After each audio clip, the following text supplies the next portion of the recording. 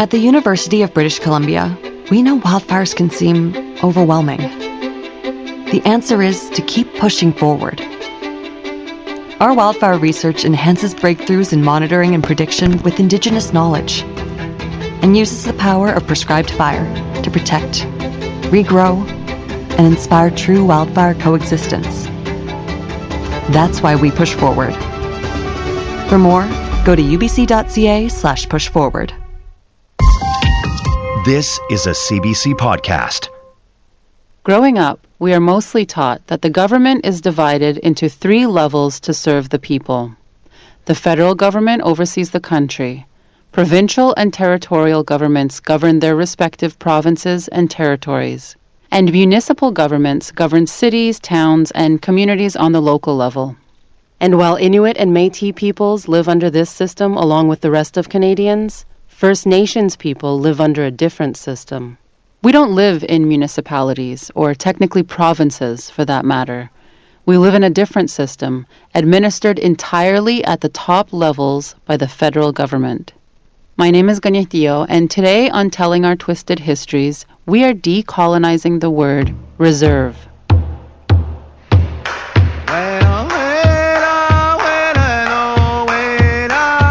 In most Indigenous communities, to learn something, you're told to watch, and especially to listen.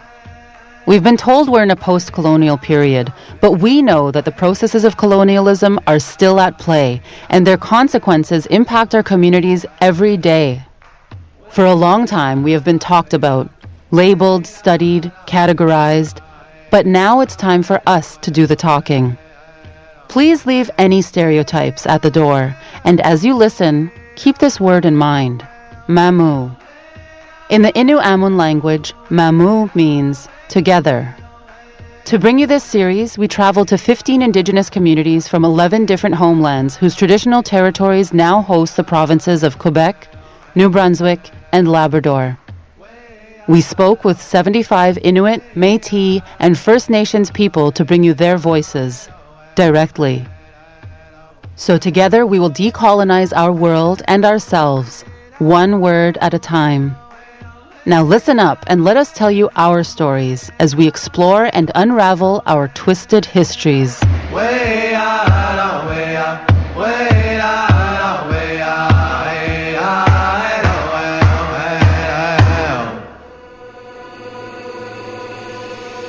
The Indian Act, Section 18-1. Subject to this Act, reserves are held by Her Majesty for the use and benefit of the respective bands for which they were set apart, and subject to this Act and to the terms of any treaty or surrender, the Governor in Council may determine whether any purpose for which land is in the reserve. Réserve veut dire que la notion de propriété n'appartient pas aux membres. Reserve gives the notion that it doesn't belong to the people. Tout ce qu'il y a dans une réserve, c'est le même concept qu'une base militaire où tout appartient au gouvernement, à la reine. It's also strange that a reserve is also the same concept as a military base where everything belongs to the government, to the queen. Le mot réserve, c'est un synonyme politique d'assimilation, de contrôle, c'est dans le fond d'infantilisation aussi des Autochtones, de leur enlever toute responsabilité de prendre eux-mêmes leurs propres décisions. The word reserve is politically synonymous to assimilation, control, and the infantilization of Indigenous people. That removes all responsibility to make their own decisions. On a un statut de mineur à travers la loi sur les Indiens. Donc, toutes les décisions sont prises par Ottawa à travers les programmes et les services. C'est eux autres qui contrôlent la vie en réserve. The word reserve comes from the Indian Act. We have the same status as minors. All of our decisions are made for us by Ottawa for our programs and services. It's outsiders who control life on reserve. That was Jimmy Papati, Anishinaabe from the community of Kitsisakik. And now let's hear from some others about what they think of when they hear the word reserve. We'll start with Lisa Dutcher from the Wolastoqey Nation, living in Fredericton. Reserves are used to set people aside, or animals aside. Their reserves are meant to isolate. And it was a colonial concept and was a colonial practice to isolate Indigenous people, Native people from their lands. Gahandineta Horn, my mom, from the Kanien'kehá:ka community of Kahnawake. We're all living in POW camps. You know what POW is? Prisoner of war camps. They're run by the military. All the reserves are run by the military. Jason Sikuak from the Inuit community of Rigolet. You know, Inuit don't live on reserves. It's definitely a First Nations thing. Like we live in villages or communities. Jillian Delaronde and Jody Daibo from the Kanien'kehá:ka community of Kahnawake. It's belittling. It's like, oh, okay, like, we got the rest of Canada, but all these people live on reserves. Like, just push them aside. It's kind of like sweeping us under a rug to me. The word reserve kind of adds the idea that there's borders and that you can only be here as an Indigenous person within these borders.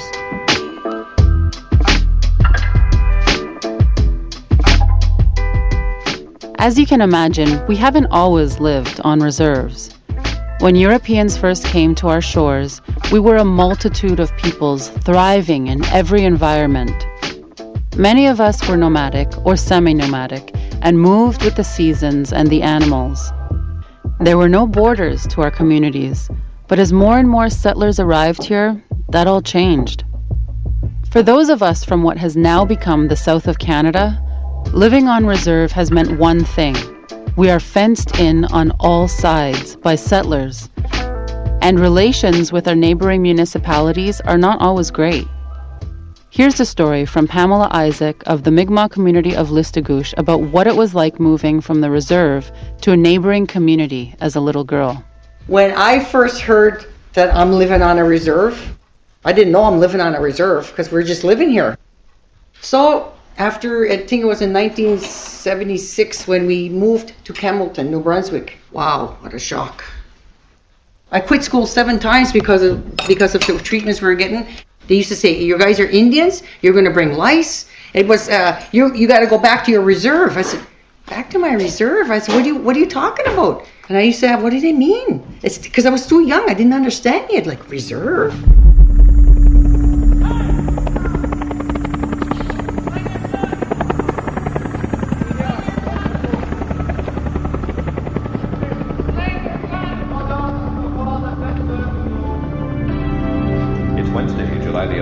In the morning's news, armed police and Mohawks clash in Quebec. Now the details, Robert. Being in such close proximity to each other, conflicts between settler communities and reserves happen, and it's usually over 2 things: land and waters. One of the most famous cases happened between the Kanien'kehá:ka people, also known widely as Mohawks, and our Quebec neighbors. Many Canadians remember this as the Oka Crisis, but for many Kanien'kehá:ka, myself included, it is simply known as 1990. Over the summer of 1990, an armed standoff between the communities Kahnawake and Kanesatake and the Canadian military grabbed attention around the world. It was all sparked off when Kanesatake's neighbor of Oka, Quebec wanted to expand their golf course into the Pines, an area of great significance to the Kanien'kehá:ka people that also contained the community's graveyard. David Montour of Kahnawake explains how it impacted his community's relationships with its neighbors. 1990 happened when I was 14 years old. I think it dramatically affected the course of our community. I think pre-1990, and a lot of it might be nostalgia, we were doing good things, you know. Our economy was going well, education and things like that. But 1990 really created a lot of animosity internally and externally. It strained all of our relations, but it let them know that we're still here. I don't regret that it had to happen, but it's 30 years on, and people are still kind of scared to come here, whereas before they didn't, you know. And it's not anything except, in my opinion, integration. We're not kind of open anymore. Never too scared to stand my ground. I'll always protect my sacred ground. Idle no more, come on, stand around while we stand up in front and protect what you call your town. The very best pound for pound, winning this fight round for round. We'll be here till the end, singing that victory sound. And I'm too intense to deliver this message without confidence. My heart, my pride, my soul put into its deliverance. I'm disgusted with the lies spread by this incompetent government, whose only interest is self-absorbed for their own benefit of financial gain and embezzlement. They watch and pray off the weak who pray to the Creator for the day where they can enjoy the same life that the council spent. Community funds used like weaponry, guns to control all the ones who would otherwise stand up and fight against this establishment. Never too scared to stand my ground. I'll always protect my sacred ground. Idle no more, come on, stand around. While we stand in front to protect what you call your town. The very best pound for pound, winning this fight round for round. We'll be here till the end, singing that victory sound. For many Northern First Nations, living in a reserve or even in a community at all is still relatively new, with only a handful of generations born and raised living in communities. Many elders were born in the bush and moved to the communities when they were young. Some were attracted to community life for the wage economy and moved to reserves seeking opportunity. Some nations did not have a choice and were told by church and government that their nomadic ways were over. Here is Robbie Dick and Joshua Kawapit of the Cree community of Wapmagshtui off the eastern coast of the James Bay. All these laws were not there before. And the Canadian Constitution too, that divided the territories, that created the provinces and created municipalities. All those things came into being. Before that, there were no boundaries, no reserves.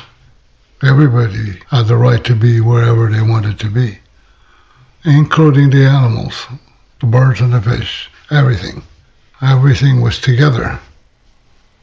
As a community, it's only several decades ago we started living in the community. It's like putting something that had the freedom of roaming and trying to put them in a cage. There's always going to be issues. Eloise Tremblay, Innu from the community of Matimakush. De créer une réserve, c'est de vouloir détruire un peuple égal génocide à mes yeux. C'est aussi simple que ça. To create a reserve is to intend to destroy a people. It's equal to genocide in my eyes. It's just that simple. Puis c'était de vouloir sédentariser des gens, puis de leur dire, ben maintenant, voici les limites de ton territoire. It was used to make us become sedentary, to give us limits to our territory.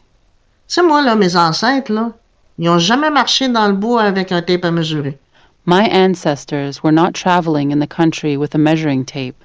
C'était pas un endroit que quelqu'un avait limité, puis qui avait dit, il avait fait une ligne, puis mettre des frontières, puis dire, voici ton territoire. C'est pas un territoire, ça, c'est un enclos. It's not a space that someone has given limits, divided with lines, into meters, and say that's it, that's your territory. That's not a territory, that's an enclosure. Noah Swapi, of the Naskapi community of Kawawachicamach. The Scappies were moved from their territory because the fur trade shut down. I guess the government felt that we were not going to survive. They became very dependent on the white man stuff because it was easier, and they lost track of the animals. The Scappies were the nomadic people. They kind of followed the herds or the food. People were just so focused on trapping, they got hungry. A lot of people starved to death. And also diseases came, tuberculosis. What this all means is that we don't even have control of our own lands and waters. Up until the 1960s, we weren't even allowed to leave the reserve without signed permission from an Indian agent. Removing us from our lands and isolating us in government-controlled communities has been one of the most devastating things to have happened to Indigenous peoples and their ways of life. Matthew Mukash, Cree from Wapmagshtui. It's a violation of natural law. Our people need the land for their culture to survive and to sustain themselves.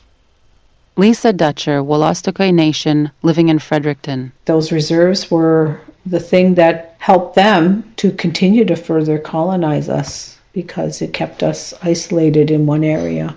We weren't allowed to do our fishing and our hunting and all that stuff because we had to stay on those reserves. My grandparents would say there was a day where we had to ask the Indian agent if we could leave. We weren't allowed to just leave.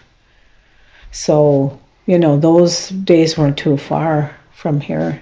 Here's Jason Sikoak, Rigolet, across the north, where it's mostly villages. Even though relocation happened and we were forced to move into said villages with promises of running water and cheap housing and housing for everybody type thing, it's definitely not a reserve. We didn't have the Indian agent policing us. It wasn't the Indian agent, it was the Hudson Bay Company controlling the community. Bryce Morrison, Métis from Winnipeg, living in Quebec City. Reserve, it reminds me of a concentration camp. My grandfather used to say he would always begin his stories with, before our nations had fences around them.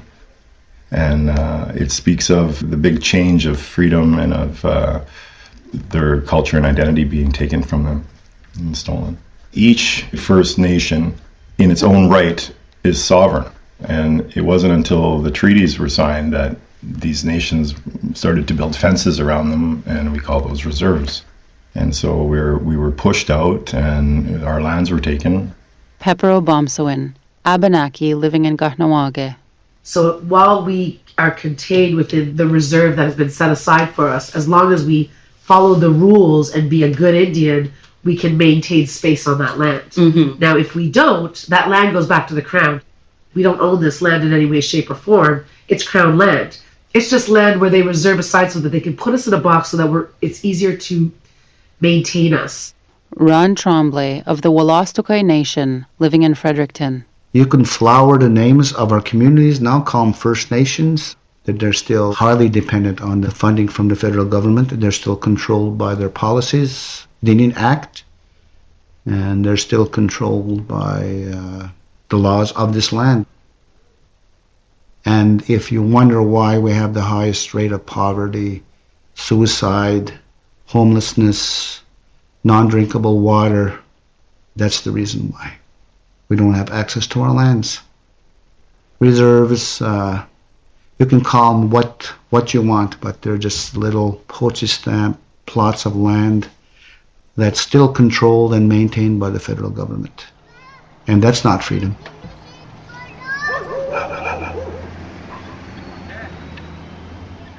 Today, there are over 600 reserves in Canada, and no two are exactly alike. We're all in different places along our journeys with our own unique histories and relationships. We all want different things for our communities, but if there's one thing we all have in common, is that we want to see our homes succeed and thrive.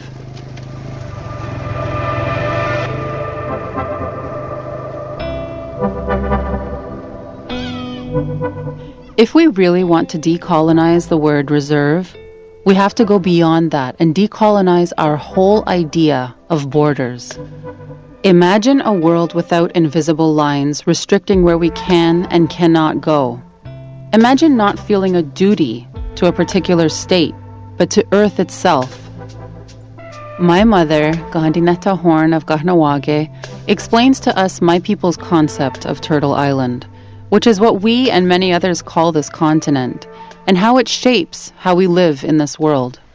So it's not a reserve, it's just, but we should say what it is, Onuareke, which is Turtle Island. And all of us, I'm not just saying our group, every single one of us has a duty and responsibility. Every single one of us. And when you know that, then you will have to do things. You have to use your own mind. Even though there is a lot of colonial baggage mixed up with the word reserve, it's still our homes. It's still our communities, the places where our families are from, where our cultures are alive, where we feel normal and connected. Sure, there's a lot to hate. The system needs some major overhauls, but at the end of the day, we are proud of the communities that we have built, despite everything else. Here's David Montour about his home of Kahnawake. The most beautiful thing in Kahnawake is when the community comes together. A united community in Kahnawake is a very, very beautiful thing, and you could see pockets of it. Powwow, 30 years celebrating 1990, but people are happy, People are very, very happy. And when Kahnawake celebrates as a community, it's a beautiful, beautiful, beautiful thing. It's just, we don't celebrate as much as we should. Danielle Obomsawin, Abenaki, living in the Cree community of Wapmagdui. Peut-être que la majorité des gens le voient pas comme ça, mais moi, j'ai élevé sur ma réserve avec les aînés, là, avec les gens qui parlaient en Abénaki, tout ça. Imagine si tout le monde avait été assimilé, les langues auraient disparu, tout ça. Fait qu'ils nous ont fait un mal qui, dans le fond, peut-être nous a fait un bien. Maybe the majority of other people won't think of it like this, but for me, being raised on my reserve with elders and people who could speak Abenaki, I imagine if we had all been assimilated, if our languages have disappeared, it would have been even worse in the end. Here's Audrey Isaac on her favorite part of being Mi'kmaq and living in Listugush. The one thing about living on a reservation, everybody knows everybody. We could have our differences, talking about religion in traditional ways, but if something happens on the reserve, you'd be amazed how everybody comes together no matter what. No matter You what. unite. You could be mad at this person, could be your neighbor you hate all your life. Yeah. You're going to help that person. Differences are set aside. It's so weird, but when anything happens, emergency, we all unite. We understand. We have to be there for each other, to back each other up, and that I love. When I see that makes me proud to say I live in Listugush, Quebec, and we all know each other, and we're a big family. That I love.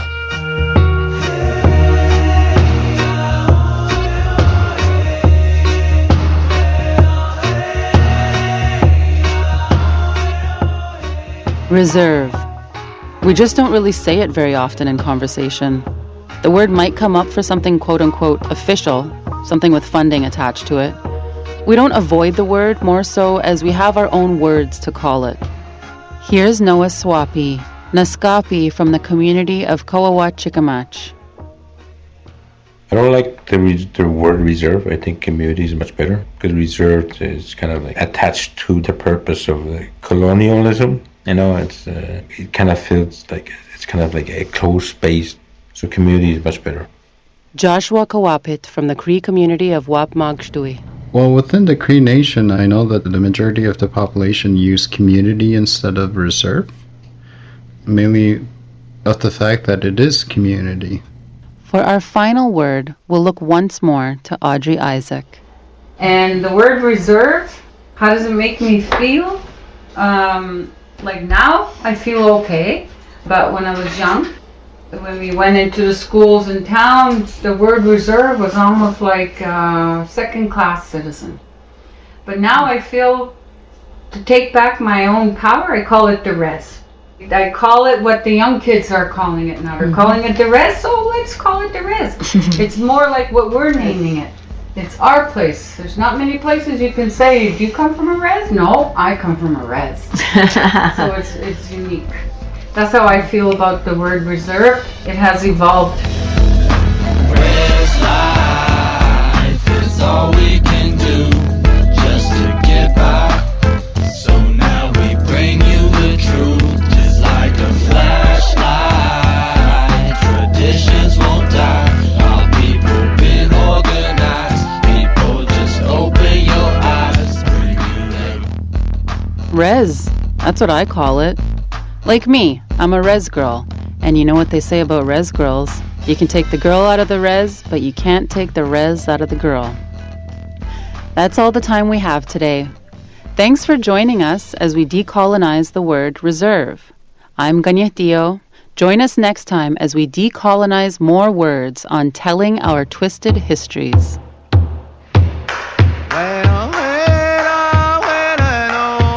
Telling Our Twisted Histories is a co-production of the CBC and Terre Innu.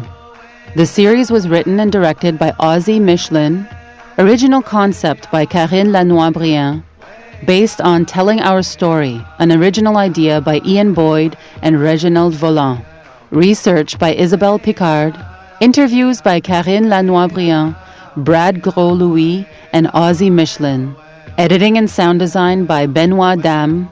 Our music is courtesy of Musique Nomade. Our production supervisor is Annick Magny, producer Elodie Paulet, CBC program manager Sophie Claude Miller, CBC senior producer Carrie Haber, executive producer Francine Allaire. We give an extra special thank you to the 11 groups of First Peoples whose homelands make up Quebec, New Brunswick, and Labrador, for the generosity of their words and trust in us to share their stories. You can find more episodes of Telling Our Twisted Histories on the CBC Listen app or wherever you get your podcasts. I'm your host, Ganyetio. Nyawa. See you next time.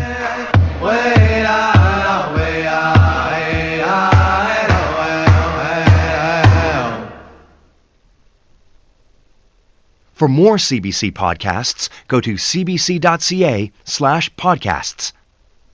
At the University of British Columbia, we know wildfires can seem overwhelming. The answer is to keep pushing forward. Our wildfire research enhances breakthroughs in monitoring and prediction with Indigenous knowledge and uses the power of prescribed fire to protect, regrow, and inspire true wildfire coexistence. That's why we push forward. For more, go to ubc.ca/pushforward. This is a CBC podcast. Growing up, we are mostly taught that the government is divided into 3 levels to serve the people. The federal government oversees the country. Provincial and territorial governments govern their respective provinces and territories. And municipal governments govern cities, towns, and communities on the local level. And while Inuit and Métis peoples live under this system along with the rest of Canadians, First Nations people live under a different system. We don't live in municipalities, or technically provinces for that matter. We live in a different system, administered entirely at the top levels by the federal government. My name is Ganyetio, and today on Telling Our Twisted Histories, we are decolonizing the word